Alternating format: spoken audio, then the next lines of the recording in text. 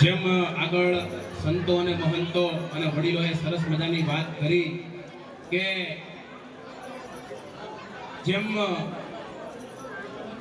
આમ નામ લેવા જાવ તો ઘણા વડીલો સંતો મહંતો અને મોટી સંખ્યામાં આ સમૂહ લગ્નમાં બગસરા મુકામે જે સરસ મજાનું આયોજન કર્યું એટલે કે જય વેલનાથ સેવા ચેરિટેબલ ટ્રસ્ટ દ્વારા દર વર્ષે સરસ મજાનું આયોજન કરવામાં આવે છે અને ખાસ કરીને તમામ સમુદાયના લોકો જે ગરીબ પરિવાર છે, જે ગરીબ દીકરી છે, જે ગરીબ અનાથ દીકરી છે, જે વિકલાંગ દીકરા દીકરીઓ છે, એની માટે આ વેલનાથ ચેરિટેબલ ટ્રસ્ટ દ્વારા દર વર્ષે સરસ મજાનું જે આયોજન કરવામાં આવે છે એમાં દર વર્ષે પણ અમને પણ આ આયોજનમાં આવવાનો મોકો મળે છે તે બદલ આ તમામ ભૂપતભાઈથી માંડી અને મારા મુકેશભાઈ હોય કે તમામ જે લોકો આની સાથે આ ટ્રસ્ટ સાથે સંકળાયેલા છે, આ સેવાકીય પ્રવૃત્તિ સાથે જોડાયેલા છે, એ તમામનો આ મંચ ઉપરથી હું આભાર વ્યક્ત કરું છું. મિત્રો, આપણે કાંઈ તાલી પાડવાના રૂપિયા નથી દેવાના, જોરદાર તાલી થઈ જાય મારા યાડો.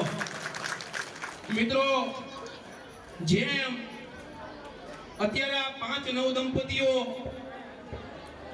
જે પ્રભુતામાં પગલા પાડી રહ્યા હોય ત્યારે ખાસ કરીને હું કોળી સમાજને એક સંદેશ દેવા માંગુ છું. એમાં ચુવાડિયા હોય, તળપદા હોય કે સમસ્ત કોળી સમાજ હોય, મિત્રો આવા આયોજન કરી અને કાચ પગભર થવા કરતા પહેલા તમને વિશેષ આથી હું સંદેશ આપવા માંગુ છું. મિત્રો, સૌથી વધારે ઓબીસી સમાજમાં જો ભણતરનો અભાવ હોય ને તો એ કોળી સમાજમાં છે. મિત્રો, આ મંચ ઉપરથી મારે દુઃખ સાથે કહેવું પડે છે. મિત્રો, અને ક્યાંક ને ક્યાંક કોળી સમાજમાં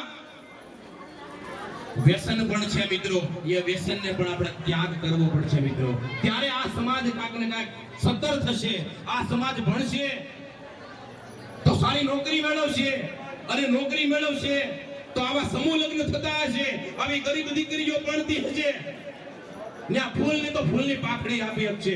એટલે મહેરબાની કરીને કહું છું કે તમે ભણ્યા કે ન ભણ્યા પણ તમારા આવનાર સંતાનોને તમે સારું શિક્ષણ આપજો, મહેનત કરી અને સારું શિક્ષણ આપજો, જેના કારણે એ પણ આવા જે ગરીબ પરિવારના લોકો ભણતા હોય, ગરીબ દીકરા દીકરીઓ ભણતા હોય, એને ક્યાંક ને ક્યાંક ફૂલની તો ફૂલની પાકડી આપી શકે. મિત્રો, એટલે જેમ આગળના વક્તાએ કીધું કે શિસ્ત ખરેખર એનો પણ અભાવ ન હોવો જોઈએ.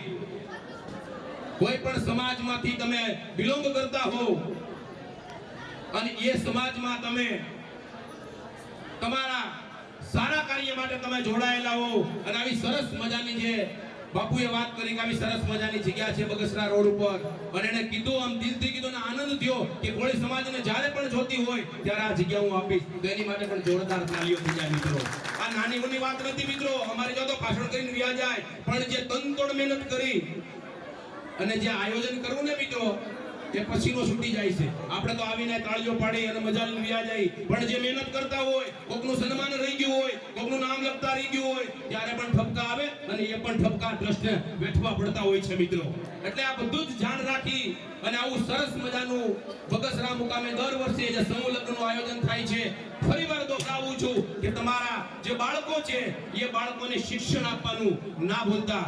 જય વેલનાથ, જય સંવિધાન.